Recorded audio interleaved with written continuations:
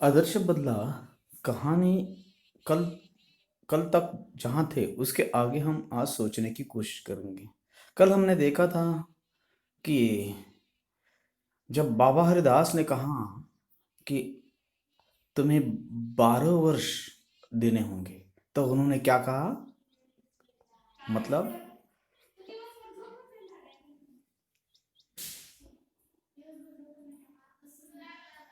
बैजू ने 12 वर्ष क्या, मैं 12 जीवन देने के लिए तैयार हूँ। और ये कहते हुए उन्होंने अपना जो बदला लेने की बात है उन्होंने स्पष्ट कर दी। तो उन्होंने आगे चलकर जो कुछ कहा वो इस प्रकार है। ऊपर की घटना को 12 वर्ष बीत गए। जो घटना हुई थी उसके लिए 12 वर्ष बीत गए थे। अब लोगों को मालूम है 12 वर्ष हो जाने के बाद कितना बदलाव आ जाता है, परिवर्तन हो जाता है। तो वही बात वहां है। जगत में बहुत सी परिवर्तन हो गए। जगत में या विश्व में बहुत से परिवर्तन हो गए। कई बस्तियां उजड़ गई। कई बस्तियां उजड़ गई तो कई वन बस गए। बूढ़े मर गए। जो जवान थे उनके बाल सफेद हो गए। ये परिवर्तन। जो बूढ़े थे वो मर गए थे। जो जवान थे वे उनके बाल सफेद हुए थे। और जो बच्चे थे वे जवान बन गए थे। अब बैजू बावरा जवान था। 10-12 साल का लड़का अब जवान बन गया था। और राग विद्या में दिन ब दिन आगे बढ़ रहा था। वह जवान ही बन नहीं बना था। वह राग विद्या में पारंगत यानी परिपूर्ण हो चुका था। दिन ब दिन आगे बढ़ रहा था। उसके स्वर में जादू था। उसके स्वर में जादू था और तान में एक आश्चर्यमयी मोहिनी थी। क्या कहा? उसके स्वर में जादू था।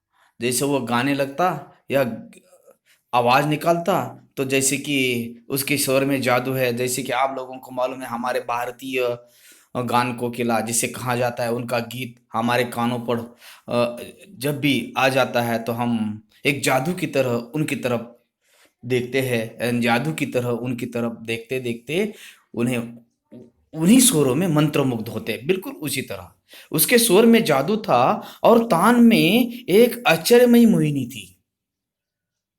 आप लोगों को तो मालूम है लता जी का गाना सुनते समय हम हमारा मन मोह कैसे ली जाता है, यानी कि अपना मन आकर्षित किया जाता है, आकृष्ट किया जाता है या खींच लिया जाता है। उसी के प्रकार एक आश्चर्यमयी मोहिनी थी। गाता था तो पत्थर तक पिघल जाते थे। गाता था तो पत्थर तक पिघल जाते थे और पशु पंछी तक मुग्ध हो जाते थे। और जब वो गाने लगते, कौन? बैजू। तो पशु पंछी मंत्र मुग्ध हुआ करते थे, मंत्र मुग्ध हो जाते थे, यानी कि तल्लीन हो जाते थे, यानी कि अपने ही धुन में अपनों को ही खो जाते थे। इस प्रकार मुग्ध हो जाते थे। लोग सुनते थे और झूमते थे। और लोगों की बात तो अलग थी। लोग क्या करते थे? सुनते थे और झूमते थे, नाच गाना।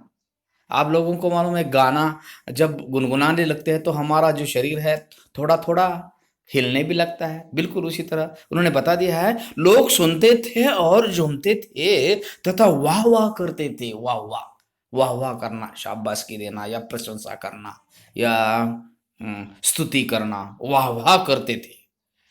हवा रुक जाती थी। और यह सब कुछ होते समय हवा क्या हो जाती थी? जैसे कि लगता था कि हवा रुक जाती थी, एक समा बन जाता था और एक संग एक जैसे बन जाते सब कुछ, तल्लीन होते हो जाते थे।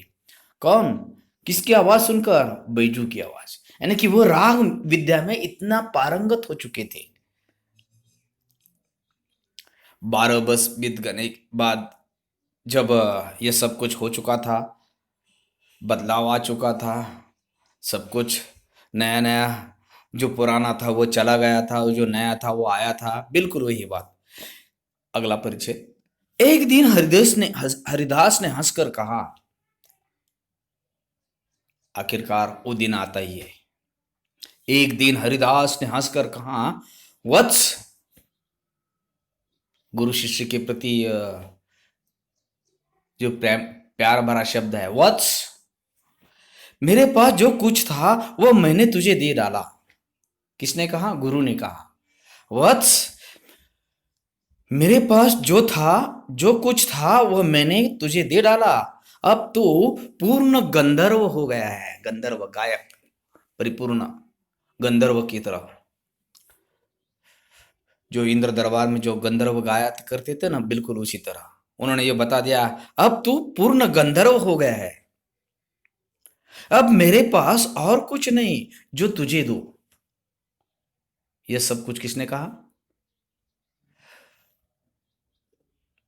बैजू के गुरु बाबा हरिदास ने। एक दिन जब मौका आते ही, सब परिपूर्णता होने के साथ ही उन्होंने यह बात उन्हें कह दी। क्या कह दिया? अब मेरे पास और कुछ नहीं जो तुझे दूं। इससे पहले ऊपर की पंक्ति आपने देखी है, वत्स, मेरे पास जो कुछ था वह मैंने तुझे दे डाला। अब तू पूर्ण गंधर्व हो गया है। अब मेरे पास और कुछ नहीं है।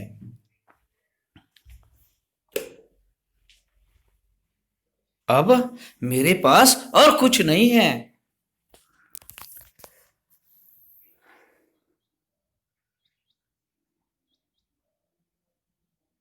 जो तुझे दूं। उस समय के बाद बैजू हाथ बांध कर खड़ा हो गया। बैजू हाथ बांध कर खड़ा हो गया। कृतज्ञता का भाव आंसुओं के रूप में बह निकला। कृतज्ञता का भाव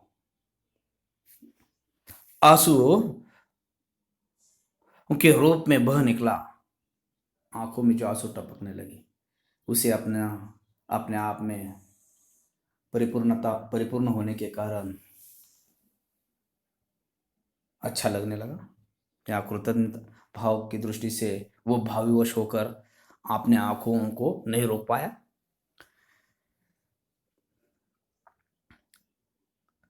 चरणों पर सिर रख कर बोला, और उन्होंने क्या कर दिया? अपने गुरु के चरण छुए, या अपने गुरु के चरण छूकर सिर पर सिर रखकर बोला, महाराज, आपका उपकार जन्म भर सिर से न उतारेगा। और उन्होंने क्या कहा आखिरी में? महाराज, आपका उपकार जन्म भर सिर से न उतरेगा। हरिदास, ये सुनकर हरिदास सिर हिलाकर बोले, हरिदास, बाबा हरिदास सिर हिलाकर बोले,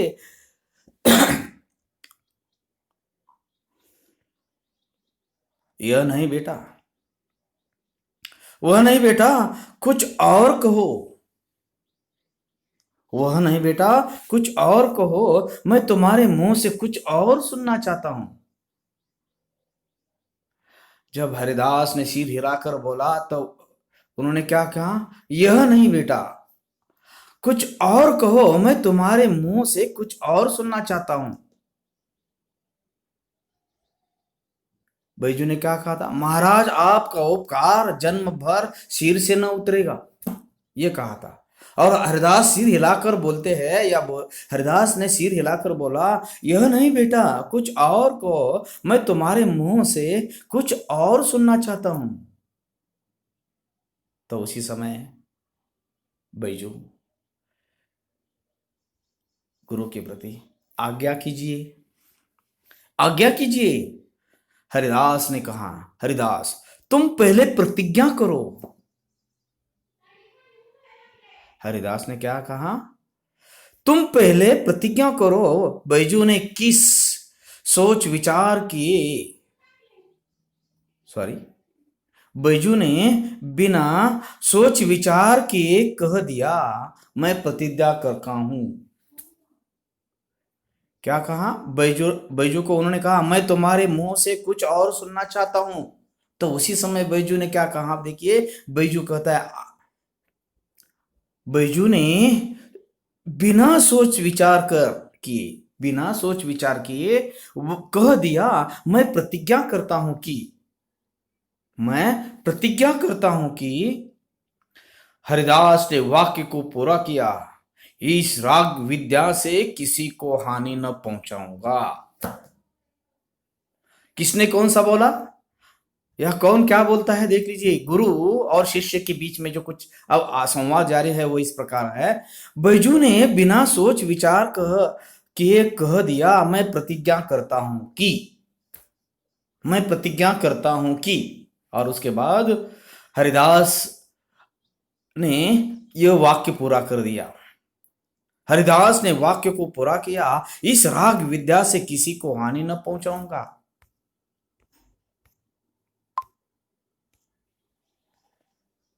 बैजू का लहू सूख गया। ये सब देखकर बैजू का लहू सूख गया, उसके पैर लड़खड़ाने लगे। सफलता के बाग परे भागते हुए दिखाई दिए।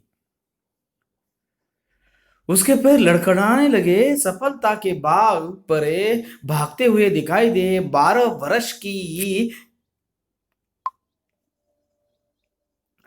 वर्ष की तपस्या पर एक क्षण में पानी फेर गया।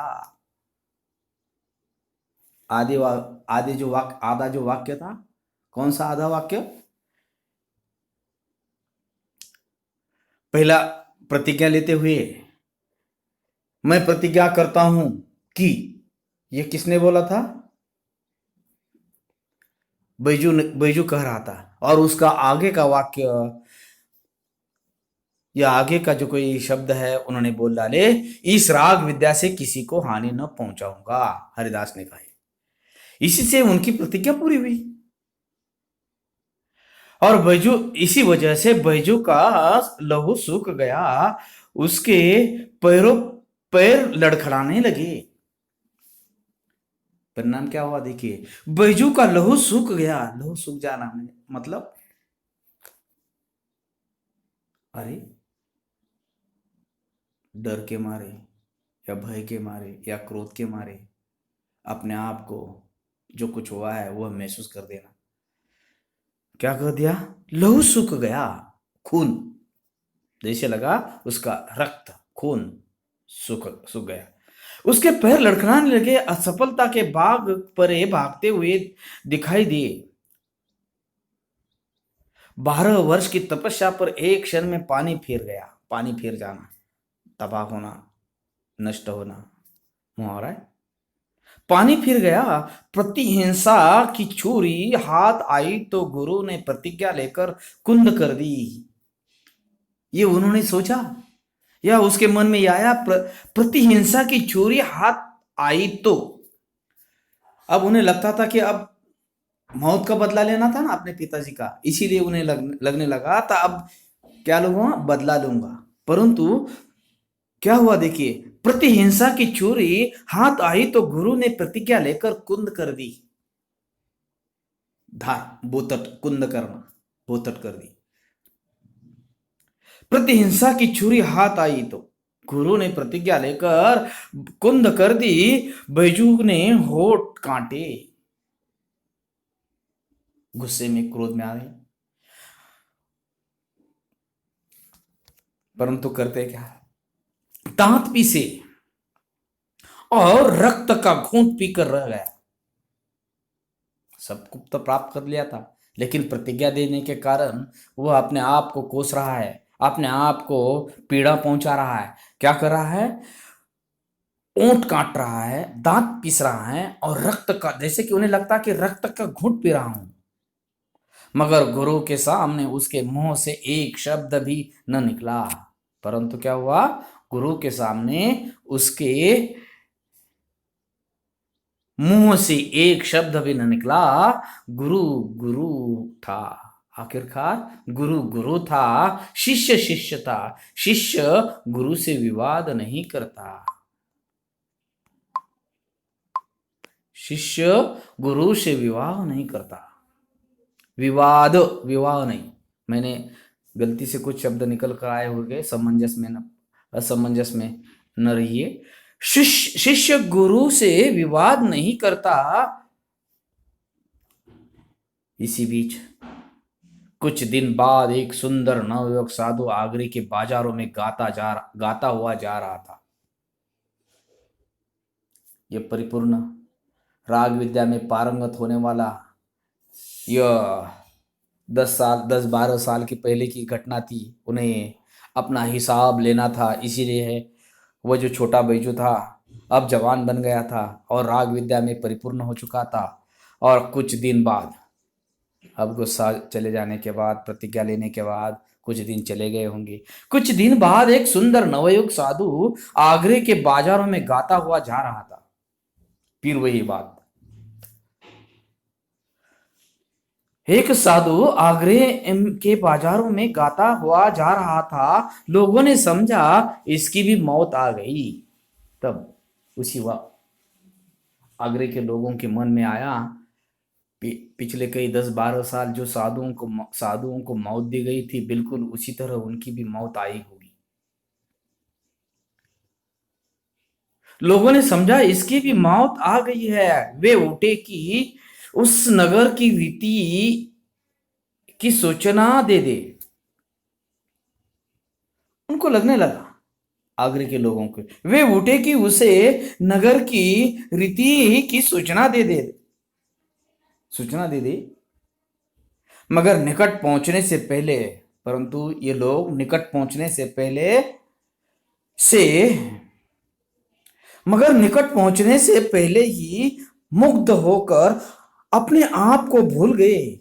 जो तो व्यक्ति कहने लगा कि शायद उन्हें समझा दे रीति रिवाज, इस गांव की जो कोई नियम है वगैरह वगैरह, परंतु यह समझाने से पहले उसके गीत में या उसके आवाजों में, उसके धुन में, उसके स्वरों में वे लीन हो गए, अपने आप को भूल गए।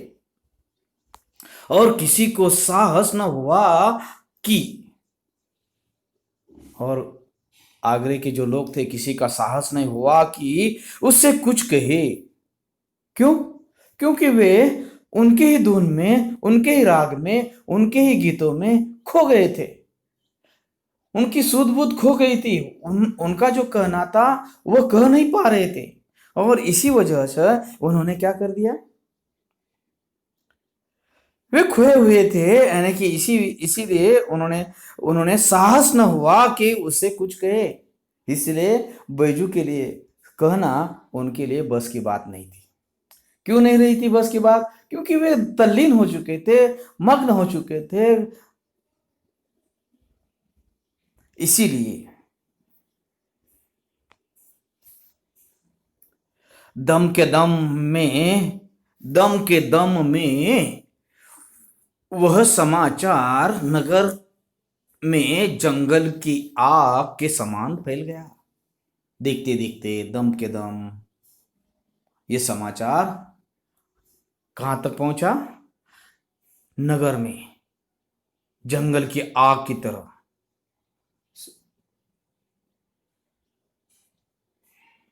दम के दम में वह समाचार नगर में जंगल की आग के समान फैल गया कि एक साधु रागी आया है। कौन सी खबर? ये कौन सा समाचार? देखते देखते सारे गांव, सारे नगर, सारे शहर में फैल गई। एक साधु, वो भी कैसा? रागी, तज्ञ, संगीत तज्ञ रागी आया है जो बाजारों में गा रहा है। जो अपना जो आगरा शहर है उनके बाजारों में गाता हुआ दिखाई देता है, गा रहा है। सिपाहियों ने हथकड़ियां संभाली और राजा का हुक्म होने के कारण, नियम होने के कारण, या तानसेन की प्रतिद्वंद्वी यहां आ चुका है, यानी कि तानसेन को चुनौती देने वाला कोई व्यक्ति आ रहा है, इसीलिए उन्होंने क्या कर दिया? सिपाहियों ने हथकड़ियां संभाली और पकड़ने के लिए साधु की ओर दौड़े। हथकड़ियां लेकर पकड़ने के लिए, हथकड़ियां, बीड़ी, अब मराठी में हम क्या कहते हैं? बीड़ी। हथकड़ियां संभाली और पकड़ने के लिए साधु की ओर दौड़े, परंतु पास आना था कि रंग पलट गया। सिपाहियों को भी वही हाल हुआ। जब करीब करीब आते ही पास आना ही था कि रंग बदल गया, यानी कि उनके विचार बदल गए या उनके मन खो गए, वह मन ही मन तल्लीन हो गए, रंग पलट गया। साधु के मुखमंडल से तेज की किरणें फूट रही थी। साधु जो थे देखने देखने लायक थे, इसी का जिक्र उन्होंने कर दिया है। साधु के मुखमंडल से तेज की किरणें फूट रही थी जिसमें जादू था। मुखमंडल, चेहरा, मुख, मुंह, मुखमंडल के से तेज की किरणें फूट रही थी जिनमें जादू था। जिनमें क्या था? जादू था, मोहिनी थी और मुग्ध करने की शक्ति थी। उनके मुखमंडल को देखते हुए देखते लोग एक जादू की तरह मंत्र मुग्ध या मोहिनी से मुग्ध बनकर चले जाते हैं। मोहिनी थी और मुग्ध करने की शक्ति थी। सिपाहियों को न अपनी सूद रही न हथकड़ियों की। लोगों की तरह उनकी भी हालत हुई। उनके पास उनका जो कार्य था वो भूल गए। उनका कार्य क्या था? साधु को पकड़कर उनको हथकड़ियां पहनकर ले जाना, परंतु वो भी उनका भी रंग पलटा। बिल्कुल वह अपने आप में खोए हुए दिखाई देते हैं और वह मग्न होकर उसकी धुन में अपनों को ही खो बैठे हैं। और इसी वक्त सिपाही ने हथकड़ियां संभाले और पकड़ने के लिए साधु की ओर दौड़े, परंतु पास आना था कि रंग पलट गया। साधु के मुखमंडल से तेज की किरणें फूट रही थी जिनमें जादू था, मोहिनी थी और मुग्ध करने की शक्ति थी। सिपाहियों को न अपनी सूध रही, यहां तक थे, सिपाहियों को न अपनी सूध रही न हथकड़ियों की, न अपने बल की न अपने कर्तव्य की। ताकत, बल, कर्तव्य, फर्ज, न बादशाह की, और उस समय वह बादशाह की बात को भी भूल गए थे, न बादशाह के हुक्म की। जो बादशाह का हुक्म था ना, वो भी वो भूल बैठे थे। न बादशाह के हुक्म की। वे आश्चर्य से उसके मुख की ओर देखने लगे। कौन? ये सिपाही। वो तो बड़े धुन में गा रहा था। उनके जो किरणों की जो तेज किरणों की जो रौनक थी वह उनके मुखमंडल पर दिखाई दे रही थी। वह उसी से प्रभावित हो चुके थे। मतलब तो देखिए आगे। न बादशाह की हुक्म की याद रही और न अपने आप की। वो आश्चर्य से उसके मुख की ओर देखने लगे जहां सरस्वती का वास था। सरस्वती, विद्या की देवता, जहां सरस्वती का काम था और जहां से संगीत की मधुर ध्वनि की धारा बह रही थी। मधुर ध्वनि की धारा बह रही थी। साधु मस्त था, सुनने वाले मस्त थे। यह दृश्य था। साधु भी मस्त था, सुनने वाले भी मस्त थे, अपने ही धुन में खोए हुए थे। और इसी बीच जमीन आसमान मस्त थे। और उन्होंने ये भी जिक्र किया कि जहां की धरती और आकाश दोनों एक जैसे बन गए थे। जमीन आसमान मस्त थे। गाते थे गाते गाते साधु धीरे धीरे चलता जाता था। साधु धीरे धीरे आगे बढ़ रहा था, गाते गाते चला जा रहा था और सभी लोग मस्ती में थे। आकाश, आसमान, जमीन आसमान एक था उसी के धुन में।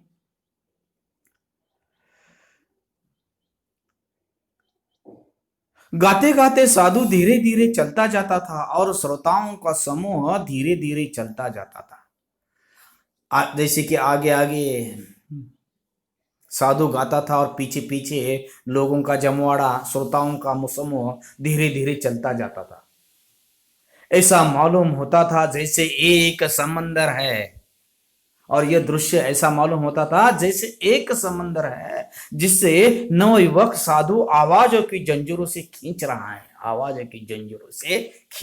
है। खींच रहा है, ऐसा लग रहा था। और संकेत से अपने साथ साथ आने की प्रेरणा कर रहा था। और संकेत से, सूचना के द्वारा क्या कर रहा था? अपने साथ साथ आने की प्रेरणा कर रहा है। मुग्ध जन समुदाय चलता गया। मुग्ध जन समुदाय चलता गया, चलता गया, चलता गया, पता नहीं किधर को, पता नहीं किधर को, पता नहीं कितनी देर। हर एक सवाल है, पता नहीं किधर को, पता नहीं कितनी देर, एकाएक गाना बंद हो गया। देखते देखते या सब कुछ होते होते अचानक एकाएक गाना बंद हो गया। जादू का प्रभाव टूटा तो लोगों ने देखा। गाना बंद हो जाने के बाद जो जादू था वो चला गया और लोग ठिकाने पर आ गए। जादू का प्रभाव टूटा तो लोगों ने देखा कि तानसेन के महल के सामने खड़े हैं ये सभी लोग,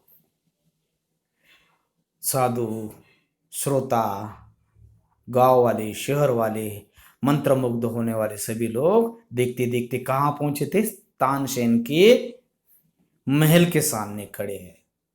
उन्होंने दुख और पश्चाताप से हाथ मले। उन लोगों ने, श्रोताओं ने, गांव के लोगों ने, बाजा जो शहरवासी थे उन लोगों के सागु, उन्होंने देखा, उन्होंने दुख और पश्चाताप से हाथ मले और सोचा,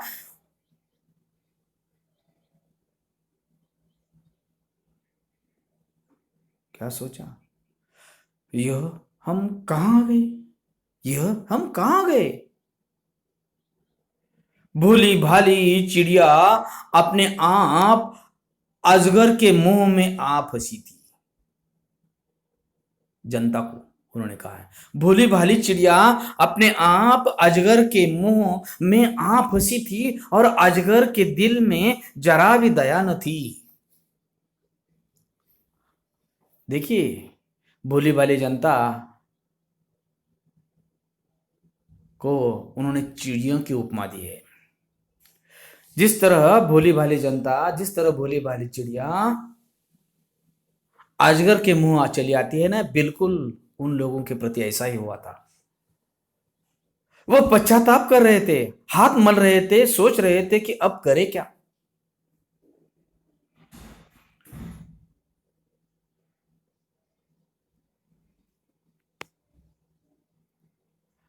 इसके बाद जो कुछ हुआ वो देखिए।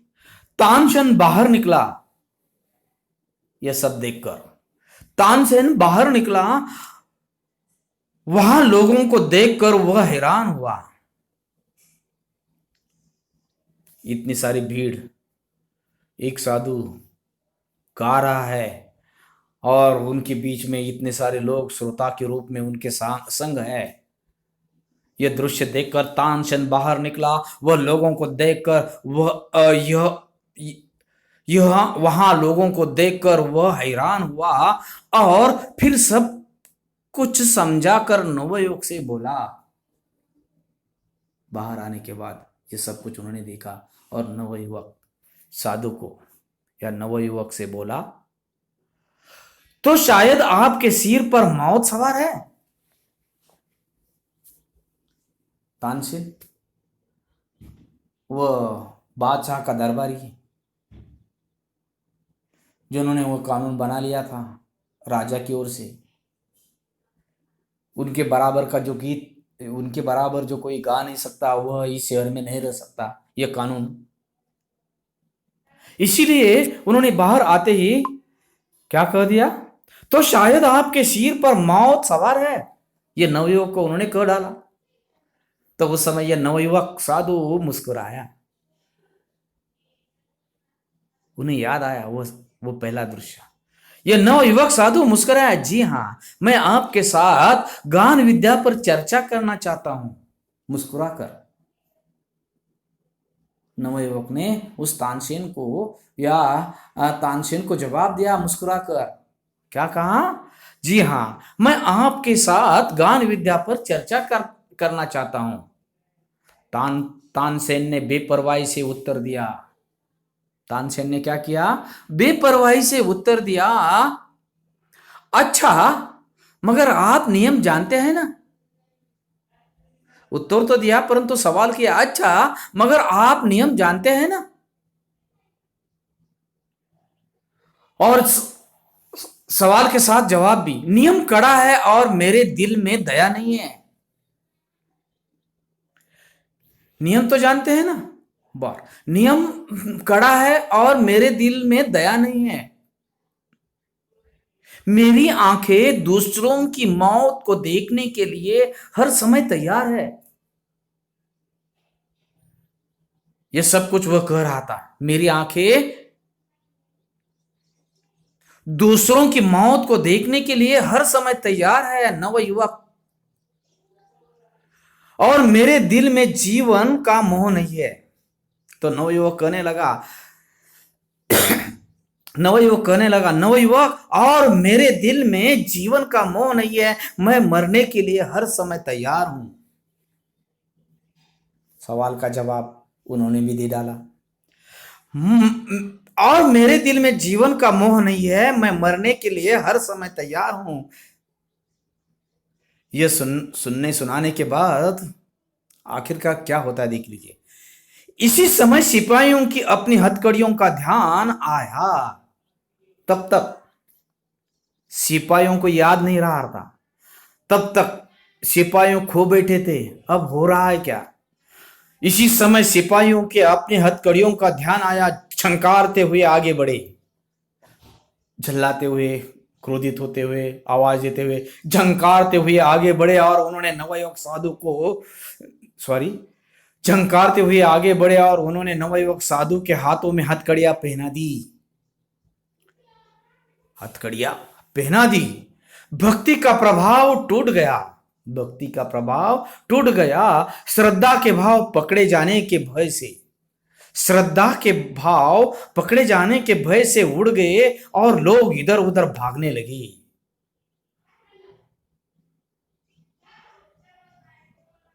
लोग जो अब तक इकट्ठा हुए थे, राग विद्या सुन रहे थे, इतने में श्रद्धा के भाव पकड़ गए, पकड़े जाने के भय से उड़ गए और लोग इधर उधर भागने लगे। सिपाही कोड़े बरसाने लगे और जो सिपाही थे लोगों पर कोड़े बरसाने लगे। और लोगों के तितर बितर हो जाने के बाद लोग चले गए दूर दूर। तितर बितर हो जाने के बाद नवयुवक साधु के दरबार की ओर ले चले गए। और जो पकड़ा हुआ नवयुवक साधु था उसे दरबार की ओर ले चले। दरबार की ओर से शर्तें सुनाई गई और दरबार में ले जाकर दरबार की ओर जो शर्तें थी वह उन्हीं को सुनाई गई, किसी बैजू को। कल प्रातः काल नगर के बाहर वन में तुम दोनों का गान युद्ध होगा। और कहां गए उन दोनों को? कल प्रातः काल, सवेरे सवेरे सुबह, कल प्रातः काल नगर के बाहर वन में तुम दोनों का गान युद्ध होगा। अगर तुम हार गए तो तुम्हें मार डालने तक का तानसेन को पूर्ण अधिकार होगा। और उसे समझाया गया, किसे? बैजू को। तुम हार गए तो तुम्हें मार डालने तक का तानसेन को पूर्ण अधिकार होगा, और अगर तुमने उसे हरा दिया तो उसका जीवन तुम्हारे हाथ में होगा।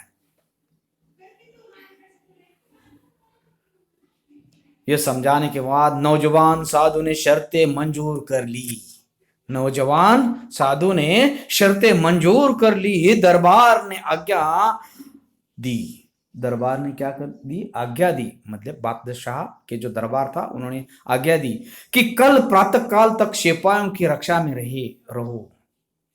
और कल प्रातः काल तक, सुबह तक सिपाहियों की रक्षा में रहो। यह नौजवान साधु बैजू बावरा था। और यह जो कोई नवयुवक था ना, वह कौन था? 10-12 साल आया हुआ साधु के मंडली का एक छोटा सा बच्चा, 10 साल का बच्चा था। अब वह नौजवान बनकर साधु बैजू बावरा बनकर आया था। यहां तक